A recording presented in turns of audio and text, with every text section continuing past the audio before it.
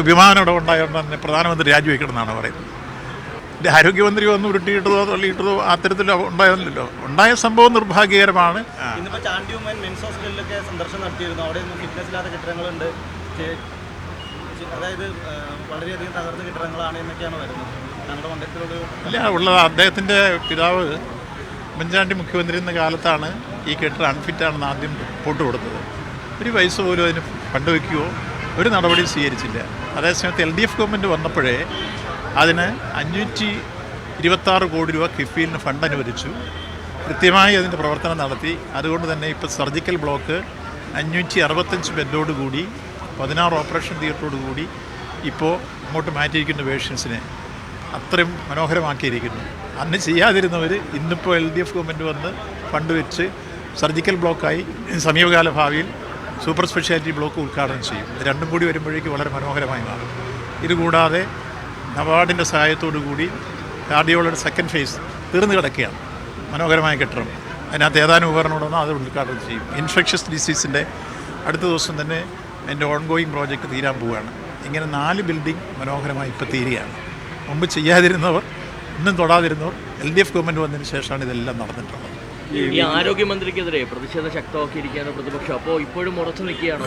സംഭവിച്ചിട്ടില്ല, ആരോഗ്യമന്ത്രി രാജിവെക്കേണ്ടതില്ല എന്ന് ഞാൻ ചോദിക്കുന്നത്, ഈ ആവശ്യം ഉന്നയിക്കുന്നവരോട് മിനിമം ഒരു ചോദ്യം. 11 പേരുടെ മരണത്തിനിടയാക്കിയതാണ് കർണാടകത്തിൽ നമ്മുടെ ക്രിക്കറ്റ് താരങ്ങൾ വന്നപ്പോൾ ഉള്ള സ്വീകരണം. ആ 11 പേര് മരിച്ചിട്ട് അതൊരുക്കിയ ഏതെങ്കിലും ഒരു മന്ത്രി രാജിവെക്കണമെന്ന് അവർ പറയുകയോ ആവശ്യപ്പെടുകയോ ചെയ്യുകയോ.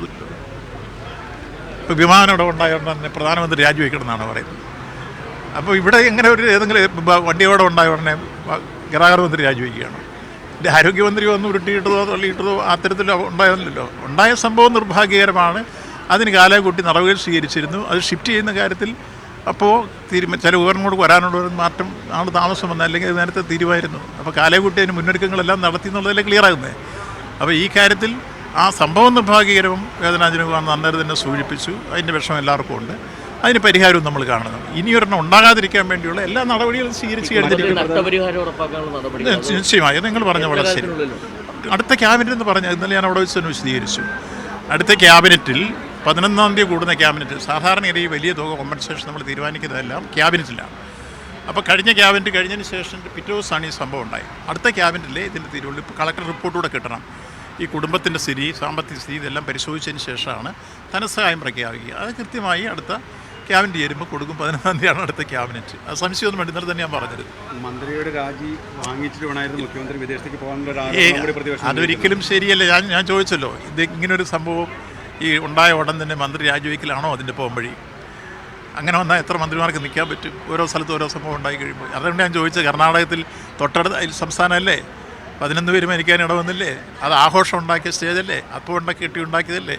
അവിടുത്തെ ഉപമുഖ്യമന്ത്രിയിലെ നേതൃത്വം കൊടുത്തത്. മന്ത്രിമാർ എത്ര പേരുണ്ടായിരുന്നു ആ വേദിയിൽ? അവിടെ തന്നെ ഉണ്ടായിട്ട് ഏത് മന്ത്രി രാജിവെച്ചു? ബോധപൂർവമായ ശ്രമം പിന്നിലുണ്ടെന്ന് പറയാം. ഇല്ല, അതിലൊരു ഇപ്പം ഉണ്ടാക്കുന്നത് യഥാർത്ഥത്തിൽ ആതുര സേവന രംഗത്ത് ഇത്തരത്തിലൊരു പ്രശ്നം ഉണ്ടായാൽ അവിടെ ചെയ്യേണ്ടത് ആതുരാലയത്തെ സംരക്ഷിക്കാനും പാവപ്പെട്ട രോഗികൾക്ക് ട്രീറ്റ്മെൻറ്റ് ഉറപ്പാക്കാനും കഴിയുന്ന സ്ഥിതിവിശേഷം അവിടെ സംജാതമാക്കുകയാണ്. അതിനെ നശിപ്പിക്കലല്ല, തകർക്കുകയല്ല, അതിനെ നന്നാക്കുകയാണ് വേണ്ടത്. ഉണ്ടായ സംഭവത്തെക്കുറിച്ച് പരിശോധിച്ച് വീഴ്ചയുണ്ടെങ്കിൽ ആ കാര്യത്തിൽ ആവശ്യമായ നടപടി സ്വീകരിക്കുക. ഇതാണ് ആ വിഷയത്തിൽ ചെയ്യേണ്ടത്. അതിന് പകരം ഡെഡ് ബോഡി തടയുക, അവിടെ ബഹളം ഉണ്ടാക്കുക, ഗേറ്റ് തല്ലിപ്പൊളിക്കുക, ആശുപത്രി തല്ലി തകർത്ത് ആർക്കാ കുഴപ്പം? ഈ നാട്ടിലെ പാവങ്ങൾക്കല്ലേ? കോടിക്കണക്കിന് പാവങ്ങളുടെ ഈ ആതുര സേവന രംഗത്തെ അഭയകേന്ദ്രമാണ് മെഡിക്കൽ കോളേജ്. ആ മെഡിക്കൽ കോളേജിനെ ഏതെങ്കിലും രൂപത്തിൽ തകർത്ത്, അതും കേരളത്തിൻ്റെ നാനാഭാഗത്ത് നിന്ന് ചികിത്സയ്ക്ക് വരുന്ന രോഗികളുള്ള സ്ഥലമാണ്. ഇപ്പോൾ അവിടെ തന്നെ പരിക്കുപറ്റിയതിൽ ഒരു കുട്ടി വയനാട്ടിൽ നിന്ന് വന്നതാണ്. അപ്പോൾ അവിടുത്തെ ചികിത്സ അത്ര മെച്ചമായതുകൊണ്ടാണ് വയനാട്ടിൽ നിന്ന് ആ മെഡിക്കലിൻ്റെ വിശ്വാസത്തിലെടുത്ത് അവിടെ വരുന്നത്. ഏറ്റവും കൂടുതൽ തൊറാസിക് സർജറി നടക്കുന്ന ഒരു മെഡിക്കൽ കോളേജ് കോട്ടയം മെഡിക്കൽ കോളേജാണ്. Open heart surgery, bypass surgery, valve replace, primary angioplasty, ഈ കാര്യത്തിലെല്ലാം റെക്കോർഡിട്ടാണ് ആ മെഡിക്കൽ കോളേജ് പോകുന്നത്. അതാണ് ആ മെഡിക്കലിനോടുള്ള വിശ്വാസം. ഒരു മുഖപ്രസംഗം അതിൽ പ്രധാനം പറയുന്നത് ഈ മാധ്യമങ്ങളെയാണ് പൂർണ്ണമായി ഈ സംഭവത്തിൽ പഴിചാരുന്നത്. അപ്പോൾ അത്തരത്തിൽ അങ്ങനെ മാത്രം പഴിചാരി ഇല്ല, അങ്ങനെ പഴിചാരലല്ല, വസ്തുതകളെ വളച്ചൊടിക്കുന്നു എന്നുള്ള രൂപത്തിൽ പറഞ്ഞെന്നുള്ളതേ ഉള്ളൂ. ഈ യാഥാർത്ഥ്യ ബോധത്തോടു കൂടി ഓരോ പ്രശ്നം ഉണ്ടാകുമ്പോൾ ആ പ്രശ്നത്തിൽ യാഥാർത്ഥ്യ ബോധത്തോടു കൂടി ആയിരിക്കണം ആ പ്രശ്നം നമ്മൾ റിപ്പോർട്ട് ചെയ്യുകയും അതിനെ സമീപിക്കുകയും ചെയ്യേണ്ടത്. അതിന് പൊടിപ്പും തൊങ്ങലും വെച്ചിട്ട് മറ്റു രൂപത്തിലേക്ക് വ്യാഖ്യാനിച്ചു പോകുന്ന ഒരു ശൈലി ഉണ്ടായിക്കൂടാ എന്നുള്ളത് ഒരു സൃഷ്ടിപരമായ പ്രശ്നമാണ്. അതിനപ്പുറത്തൊരു കാര്യം അതില്ല.